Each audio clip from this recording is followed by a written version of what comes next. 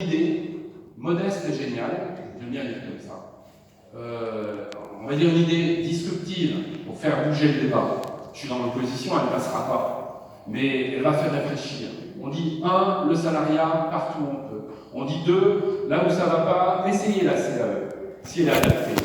Puis on dit 3, s'il y a vraiment des travailleurs indépendants, et que c'est nécessaire, et que ce n'est pas un cheval de Troie, ce statut de faux indépendants, d'indépendants fictifs, comme a dit la Cour de cassation, si ce n'est pas un faux nez pour péter le droit du travail, et qu'il y a des indépendants, eh bien il leur faut des nouveaux droits. Et ça, c'est le combat qu'on mène avec Inde, qui fait un travail remarquable, il a été parlé tout à l'heure. Voilà. Et on a une idée qui est la suivante. On dit, ok, ils ont des droits, les travailleurs, les patrons ont des droits, mais les patrons, les donneurs d'ordre, ils n'ont pas le droit d'exploiter. Alors, on va dire qu'ils doivent être responsables de ce qui se passe chez les sous-traitants, même s'il y a une cascade de sous-traitants et qu'on ne voit plus rien. Comme le jeune Nabil, le Tunisien chez Frishti. Frishti a dit moi tout va très bien, je suis livreur éthique, il n'y a pas de problème, c'est pas de ma faute, c'est un sous-traitant. Et c'est facile de dire ça. Et notre idée, c'est ce qu'on appelle le dispositif, c'est le devoir de vigilance. C'est responsabilité, le donneur d'ordre par rapport à ses travailleurs. Alors on ne va pas lui mettre une épée de Damoclès sur la tête si un jour il y a des chauffeurs qui se font exploiter et qui gagnent 3 € de l'heure. C'est pas ça. Il y a une procédure, et grâce à un copain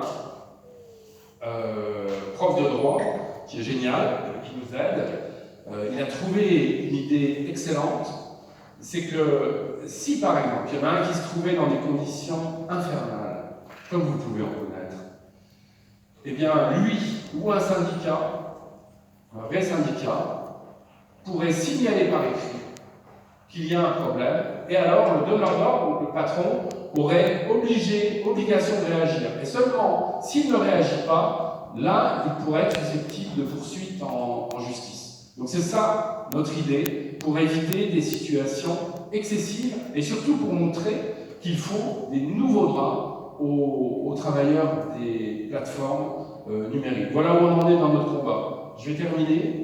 Je pense que j'ai mangé mon temps. Puis vous êtes là depuis 2 heures de l'après-midi, paraît-il, alors voilà. Et lui, Brahim, il mérite d'être applaudi.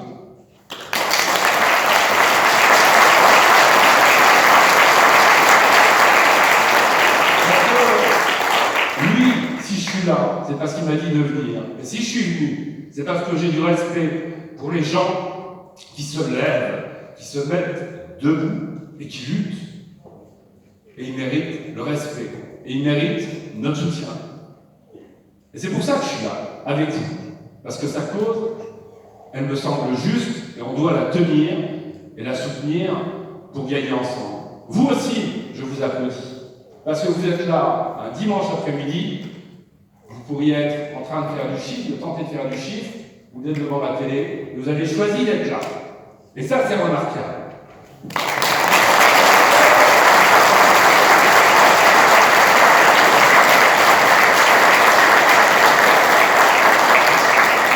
Parce que dans les luttes, il y en a qui luttent, puis il y en a qui regardent. C'est la vie, c'est comme ça. Puis ceux qui regardent, un jour, ils diront c'est normal si on a des nouveaux droits, puis ils repartiront devant la télé. Mais ça, c'est pas grave, on s'en fout. L'essentiel, c'est d'être là, d'être unis, d'être le plus nombreux possible. Parce que moi, je sais qu'on gagnera. La situation que vous vivez, elle est insupportable. Elle n'est pas tenable. Surtout après la Covid, il n'y a plus de clients. Et ça ne va pas du tout. Et donc, il faut qu'on fasse savoir, qu'on trouve des nouveaux dispositifs pour que votre travail, qui est différent de celui des taxis, il soit reconnu et vous ne soyez pas exploités. Moi, j'ai dit à mes gamins, j'ai 3 gosses, 24, 26, 28 ans, si un jour vous montez dans un VTC et que c'est vraiment pas cher, vous aurez peut-être le sentiment de faire une bonne affaire, mais posez-vous des questions. Vous êtes en train de tirer une balle dans le pied dans le système. Merci, monsieur.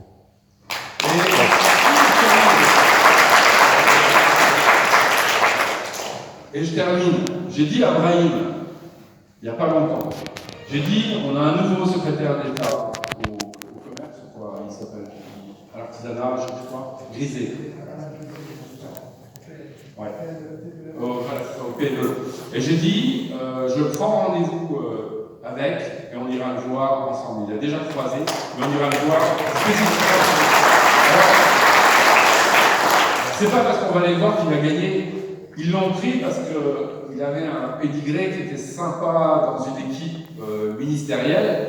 Et je suis pas sûr que le gouvernement il veuille porter comme lui la défense des taxis, la défense des VTC. Pour l'instant, la logique de ce gouvernement, c'est le business. Hein. C'est le business, et vous comprenez, on ne va pas mettre des contraintes à Uber, ni aux autres.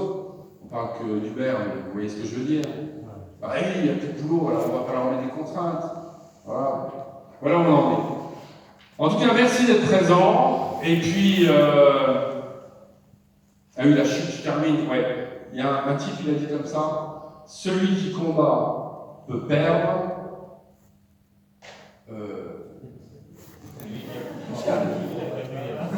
Celui qui ne combat pas. Merci. C'est Bertolt Brecht qui s'appelle. Merci à vous.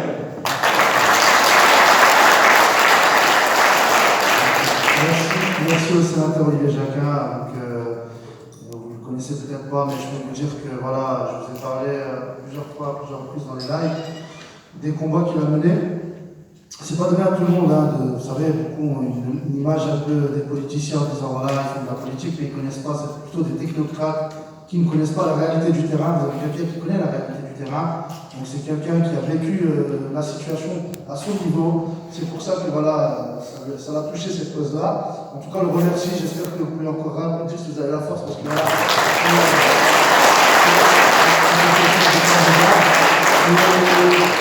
et on en a un deuxième, juste pour faire une petite anecdote de M. Alain Griset.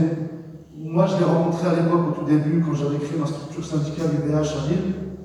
Malgré qu'il était ancien taxi, vous savez ce qu'il m'a dit? Il m'a dit, écoute, je peux t'aider. Il m'a orienté. Il m'a donné vraiment une aide, c'est-à-dire qu'il m'a orienté à structurer mon syndicat. Il m'a donné des pistes pour être représentatif dans la ville. Et c'est quelqu'un, même s'il a cette étiquette, cette casquette de taxi, je pense que c'est pas, il n'a pas une haine contre les VTC, du tout. Il a plutôt une haine contre l'ubérisation, c'est-à-dire les dégâts de cette ubérisation constante. En tout cas, voilà, si j'ai le plaisir de le rencontrer une deuxième fois, ça sera pour moi un honneur encore de le rencontrer et d'échanger avec lui. Mais dans tous les cas, voilà, merci à tous les intervenants qui sont là. On va reprendre le sujet concernant la coopérative, ce que vous attendez tous. Ma première question, et ça je voulais la remonter à M. Jérôme Justi qui va peut-être prendre la parole et poser la question aux autres intervenants pour voir si c'est possible. Alors, il y a ce sujet-là où les chauffeurs veulent être indépendants, donc c'est une coopérative d'indépendants qui veulent créer. C'était la remontée qu'on a eu, on a fait des sondages et tout ça. Bon, moi je ne connais pas du tout en sujet coopératif et tout ça, mais je fais la remontée de terrain.